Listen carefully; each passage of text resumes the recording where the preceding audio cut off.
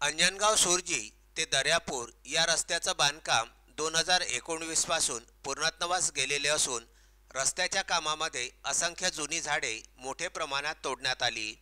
रस्ता पूर्ण झाल्यानंतर साईडच्या पट्ट्या व वृक्षारोपणाकडे लक्ष देण्यात आले नाही, त्यामुळे हा महामार्ग झाडाविना बुडका झाला आहे। आज 3 ते 4 वर्षापासून या रस्त्यांकडे सार्वजनिक बांधकाम विभागाचे लक्ष नाही। हा रस्ता 3-4 वर्षांपासून पूर्णत्वास गेल्यानंतर या रस्त्याने एखादे मोठे झाड सुद्धा दिसत नाही।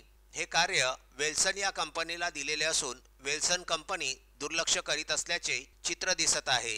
या महामार्गाने दरवर्षी वृक्ष लागवड केलेली दाखवितात, परंतु वृक्ष हे टोंगळ्या एवढेच दिसत आहेत। तरी याकडे सार्वजनिक बांधकाम विभाग तसेच लोकप्रतिनिधी यांनी खरे लक्ष देण्याची गरज आहे।